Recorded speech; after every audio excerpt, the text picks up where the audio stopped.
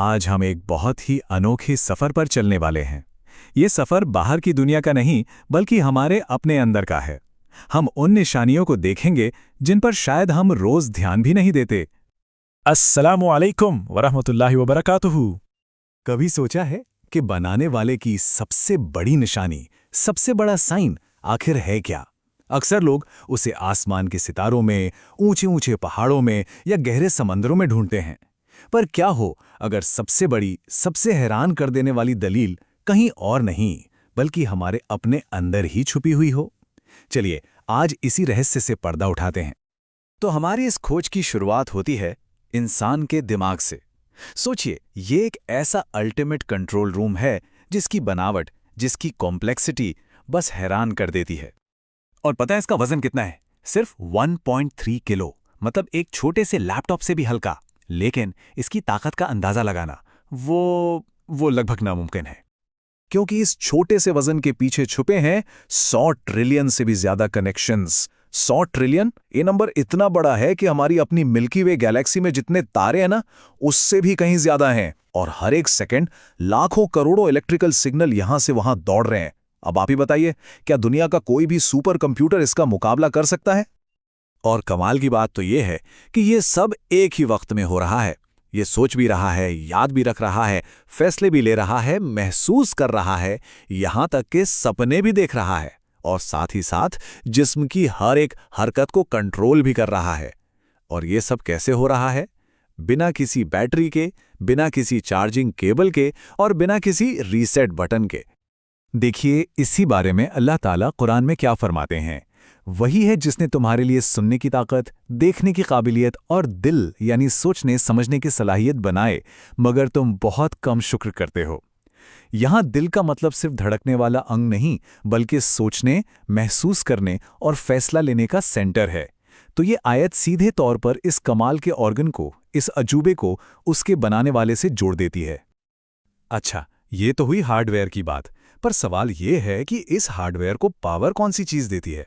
तो चलिए अब आगे बढ़ते हैं और देखते हैं कि इसे चलाती है एक ऐसी चीज जिसे हम देख नहीं सकते, और वो है हमारी अक्ल।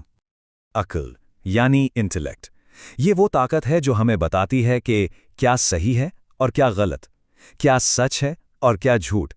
यही तो वो चीज है जो हमें एक मुश्किल सिचुएशन में सही फैसला लेने में मदद करती है। और असल में यही वो ताकत है जो इंसान को बाकी मखलूकात यानी जानवरों से अलग करती है। और ये कोई मामूली चीज नहीं है। कुरान में 49 से भी ज्यादा बार अकल, समझ या सोच विचार करने की बात कही गई है। ये इस बात का इशारा है कि एक ऐसी काबिलियत है जिसका इस्तेमाल हम सबसे उम्मीद किया जाता है, ताकि हम सोचें, समझें और अपने बनाने वाले को पहचानें।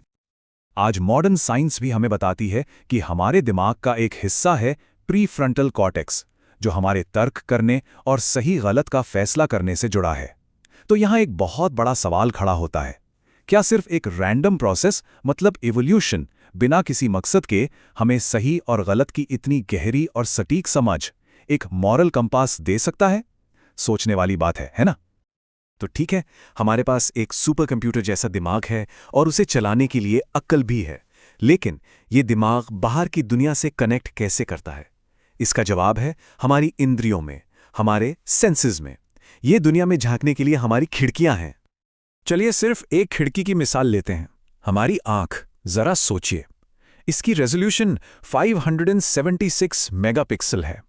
आज दुनिया का सबसे महंगा, सबसे बेहतरीन कैमरा भी इसके आसपास नहीं फटकता। ये एक सेकंड में 10 अरब सिग्नल्स को प्रोसेस करती है। और तो और ये सेल्फ हीलिंग है, अपनी मरम्मत खुद करती है, अपनी सफाई खुद करती है। ये इंजीनियरिंग का ऐसा कमाल है जिसे कोई इंसान आज तक नहीं बना पाया। और कुरान में भी इसी तरफ इशारा करते हुए एक सीधा सा सवाल पूछा गया है, क्या हमने उसके लिए 2 आंखें नहीं बनाई? ये सवाल सिर्फ 2 आंखों के बारे में नहीं है, ये उस पूरे सिस्टम के बारे में है, लाखों न्यूरॉन्स के उस कॉम्प्लेक्स नेटवर्क के बारे में है जो रोशनी को तस्वीर और मतलब में बदल देता है। ठीक है, तो दिमाग है, सेंसेस हैं, पर ये सब आपस में बात कैसे करते हैं? तो चलिए अब शरीर के अंदर की सुपर फास्ट कम्युनिकेशन नेटवर्क की तरफ चलते हैं। हमारा नर्वस सिस्टम जो ऐसी रफ्तार से काम करता है कि यकीन करना मुश्किल हो जाए। पता है हमारे शरीर के अंदर नर्व सिग्नल्स किस स्पीड से दौड़ते हैं? 400 किलोमीटर प्रति घंटा। ये किसी सुपरसोनिक जेट की रफ्तार से भी तेज है। और ये सब हमारे जिस्म के अंदर हो रहा है, हर पल। और इसी बिजली की तेजी वाले नेटवर्क का नतीजा है कि जैसे ही हमारा हाथ किसी गर्म चीज को छूता है तो सिर्फ 0.05 सेकंड्स में हम उसे पीछे खींच लेते हैं। सोचने का भी वक्त नहीं मिलता। ये एक परफेक्ट ऑटोमेटिक सेफ्टी सिस्टम है जो हमारी हिफाजत के लिए बनाया गया है। अब तक हमने जिस्म की कुछ निशानियों को देखा, पर अब हम अपने आखिरी हिस्से की तरफ बढ़ते हैं, जहां हम फिजिकल सबूतों से आगे जाकर उन निशानियों पर गौर करेंगे जो हमारे अंदर और भी गहराई में छुपी हैं। क्या कभी नींद के बारे में सोचा है? कुरान हमें बताता है कि नींद एक तरह की छोटी मौत है। हर रात अल्लाह हमारी रूहों को अपने कब्जे में ले लेता है और सुबह फिर से लौटा देता है। तो हर सुबह जब हम उठते हैं, ये इस बात की एक ताज़ा याद दहानी है कि हमारी ज़िंदगी और मौत पर किसी और एक बहुत बड़ी ताकत का कंट्रोल है। तो चलिए इन सब बातों को एक साथ रखकर देखते हैं। हमारे पास एक ऐसा सिस्टम है जो अपने आप सोचता है, अपने आप महसूस करता है, अपनी मरम्मत खुद ब खुद कर लेता है, 70 साल से ज़्यादा बिना किसी बैटरी के लगातार चलता है और हर सेकंड लाखों करोड़ों मैसेज यहाँ से वहाँ भेजता है। तो इन सब दलीलों को देखने के बाद आखिरी और सबसे बड़ा सवाल यही उठता है कि क्या इतना परफेक्ट, इतना बैलेंस्ड, इतना सेल्फ सस्टेनिंग सिस्टम महज एक इत्तेफाक, एक चांस का नतीजा हो सकता है? क्या ये सब खुद ब खुद बन सकता है?